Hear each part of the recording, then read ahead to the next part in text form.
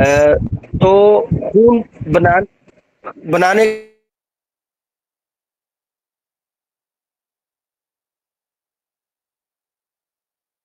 जो है वो खुराक बनाते हैं। खून जो इसकी इस्लाह करता है, जिगर में खून की इस्लाह होती है। जिगर खून से जहरीले मादों को निकाल कर उसकी इस्लाह करता है और उसकी हिद्दत और ब्रोदत को कंट्रोल करता है, और फासद मादों को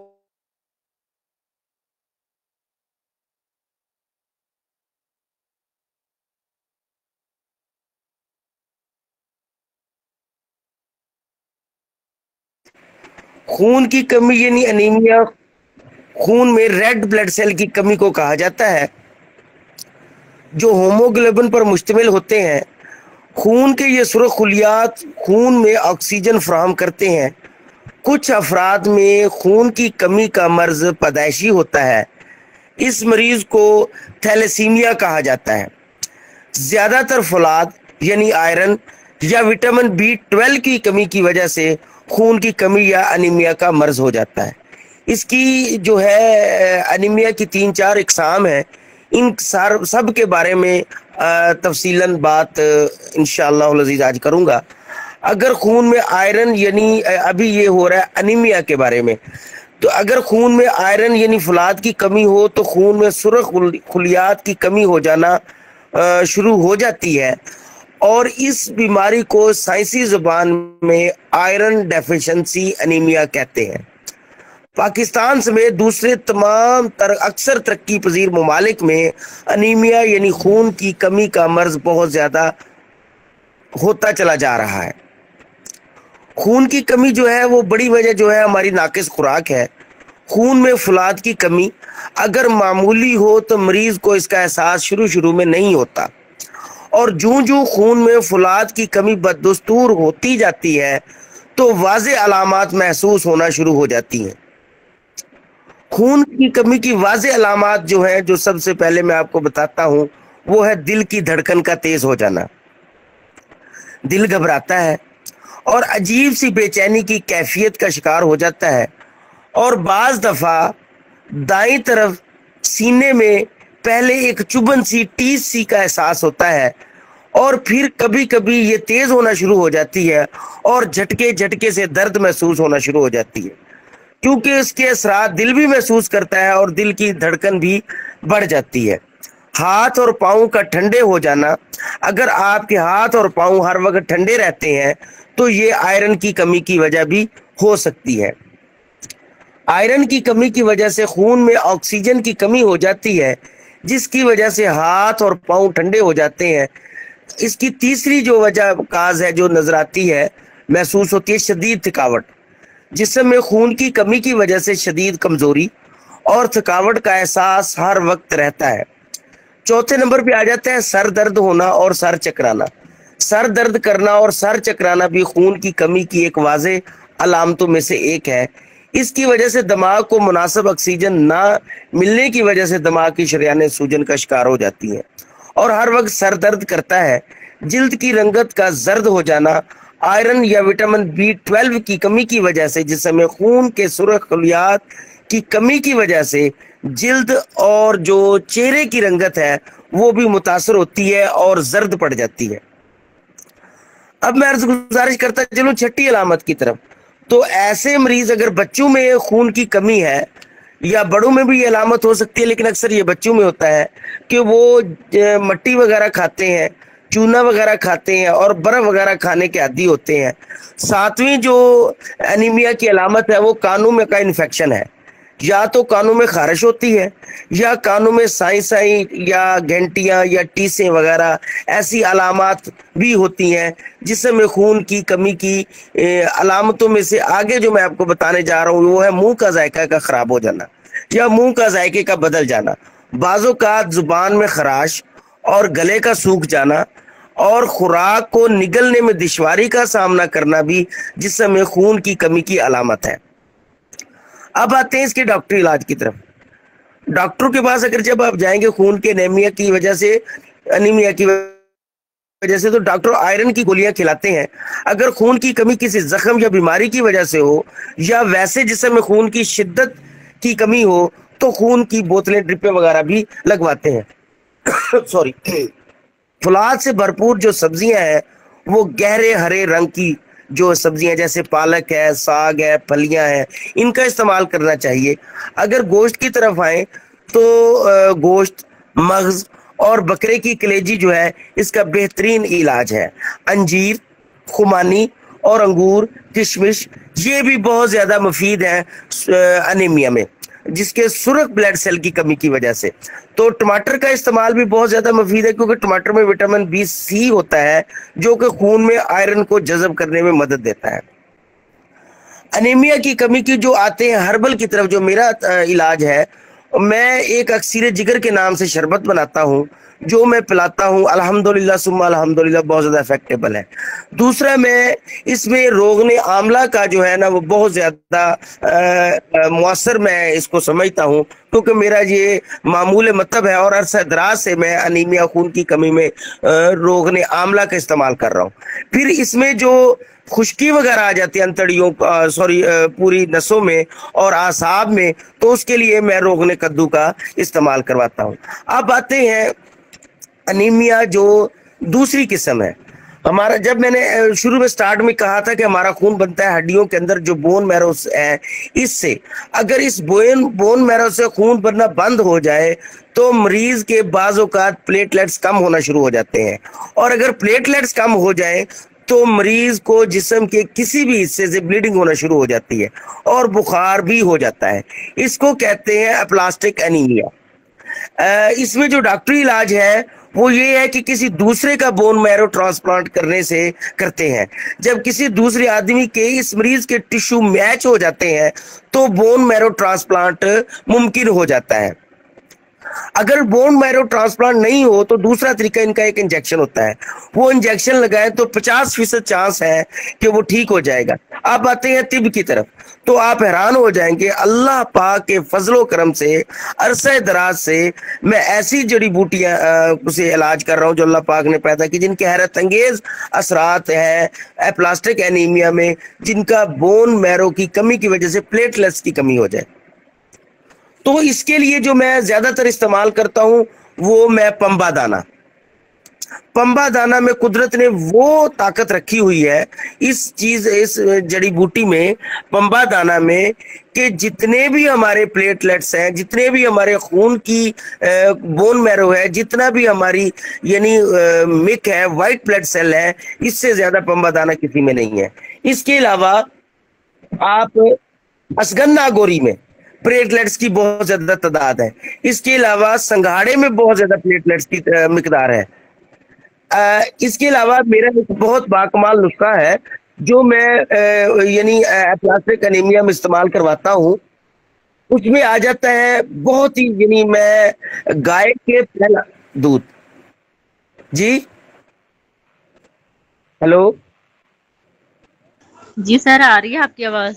अच्छा, तो मैं जो गाय का पहला दूध, आप बौली वगैरह भी कहते हैं, नारा भी कहते हैं, मैं उससे जो है ये जो प्लेटलेट्स की कमी का अल्हम्दुलिल्लाह सुम्मा अल्हम्दुलिल्लाह बहुत ही एहसन तरीके से इलाज कर रहा हूँ।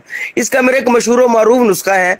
फिर इसके अलावा मैं पीपल का इस्तेमाल जो है प्लेटलेट्स में बहुत ज्यादा करवाता हूँ। अल्हम्दुलिल्लाह सुम्मा अल्हम्दुलिल्लाह हड्डियों का मसला, हड्डियों का कैंसर, प्लेटलेट्स की कमी, बोन मैरो की कमी और एप्लास्टिक एनीमिया में लाजवाब तरीन असरात हैं। और इन सब चीजों को मैंने एक जगह इकट्ठा किया है जो मेरा नुस्खा है, जिसमें मैं असगन्ना गोरी, मगज पीपल और संघाड़ा, ताल मखाना, मैदा लकड़ी, तुख्मे अटुंगन और मगज बीज कूंज, मूसली स्याह, मूसली सफेद, बीज बंद सुरख, सालब मिस्री, सालब पंजा, शिकाकल, ये सब लेनी है 3 तोले। मोचरस, जायफल, दारचीनी सब 1-1 तोला। मगज पीपल 6 माशा, गुठली आम जो है वो 3 तोला। इन सब अद्वियात को मैं गाय का पहला दूध उसमें मैं तर करता हूं। ये 1 दफा भी करता हूं, 3 दफा भी करता हूं, 7 दफा भी करता हूं। फिर इसके बाद जब ये खुश्क हो जाता है तो इसका मैं प्लेटलेट्स की कमी में, एप्लास्टिक एनीमिया में अल्हम्दुलिल्लाह सुम्मा अल्हम्दुलिल्लाह बहुत ही आसान तरीके से इलाज कर रहा हूं। फिर मेरा एक नुस्खा और है जो बड़ा ही बाकमाल नुस्खा है और अल्हम्दुलिल्लाह बहुत ही अच्छा रिजल्टेबल नुस्खा है, जिसमें मैं ऊंट के अगले पाँव का रोगन लेता हूं और बकरे की 7 सिरियां लेकर उनका मगज वगैरह, उनकी जो मैं और दुम्बे की जो चक्की होती है, तीनों चीजों का मैं रोगन लेता हूं। उस रोगन से मैं जो वो इस वाइट जो प्लेटलेट्स हैं इनका मैं जो इलाज करता हूँ, अल्हम्दुलिल्लाह बड़ा बाकमाल रिजल्ट है इनके। तो अब आते हैं जो तीसरी किस्म है, वो जो दिमाग के रिलेटेड है, उसमें कहते हैं सेरिब्रल एनीमिया। इसमें जो दिमाग को जो खून नहीं पहुंचता, खुराक की कमी की वजह से, खून की कमी की वजह से दिमाग कमजोर हो जाता है। आम इसकी वजूहत ये है कि आम जिस्मानी कमजोरी, खून की कमी, कसरत जमा या दायमी नज़ला, या किसी दिमागी शरायन का रुकावट, या उसका रुक कर खून को सप्लाई करना, या दिमाग में कोई रसोली। तो अल्हम्दुलिल्लाह सुम्मा अल्हम्दुलिल्लाह इसका भी मुजर्रब तरीन इलाज है मेरे पास। तो इसमें ये होता है कि अलामत इसकी ये है कि अक्सर सर दर्द रहता है और सर चकराता है और चेहरा फीका या सफेद पड़ जाता है, आंखों के सामने बाजू का अंधेरा आ जाता है कभी कान बजने शुरू हो जाते हैं और मर्ज की शिद्दत में तशन्नज भी पैदा हो जाता है। आंखों की जो पुतलियां हैं वो फैल जाती हैं और मरीज बाजों का दीवानों की सी हरकत करता है और बेहोश हो जाता है। तो इसका जो मैं इलाज करता हूँ, इसका जो मैंने पहले बताया कि अल्लाह पाक के फजलो करम से रोगने कद्दू, इसमें मैं बेहतरीन इसका इलाज और रोगने आमला जिस तरह मैंने बताया है।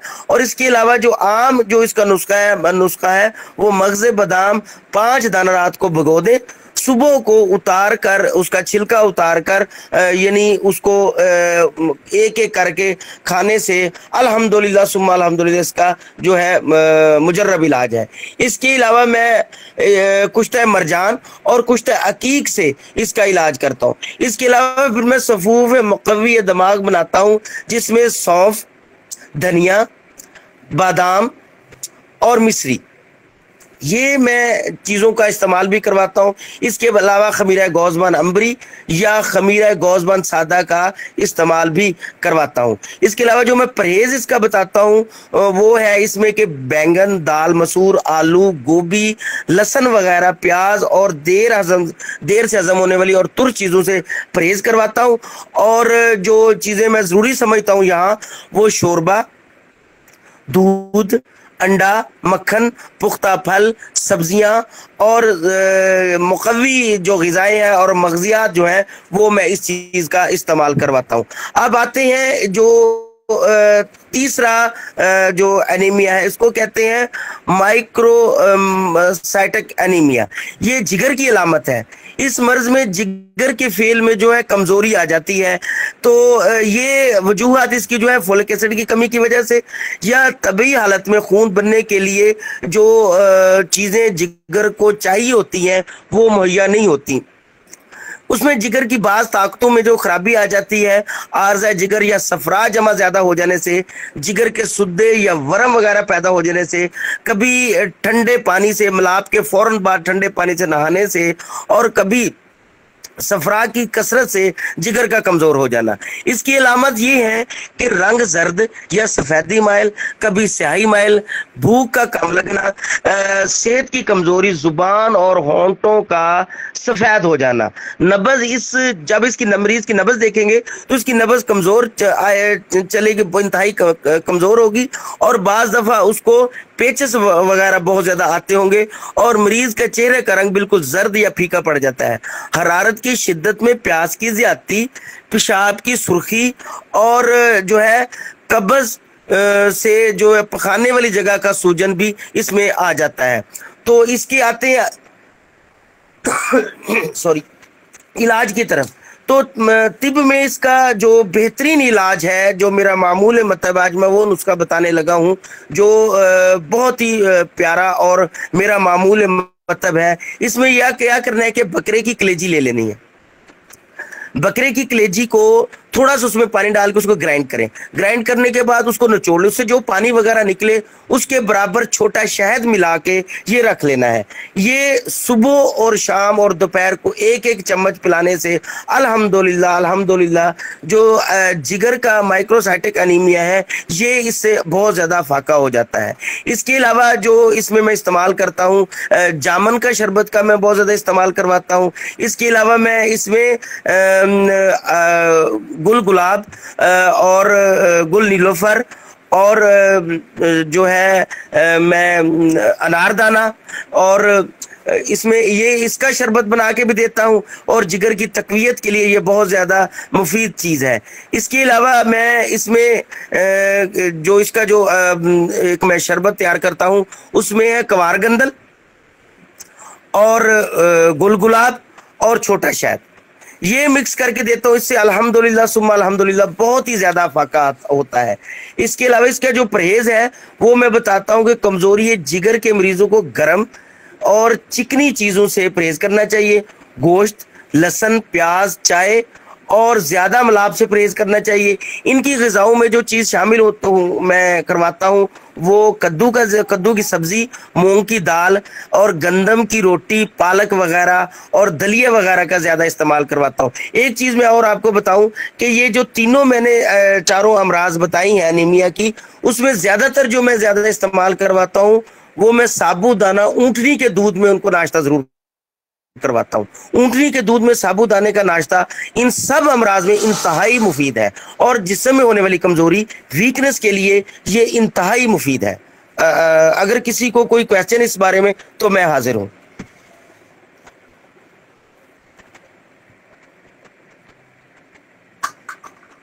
हेलो हेलो, कोई और स्पीकर है? नहीं सर। Okay to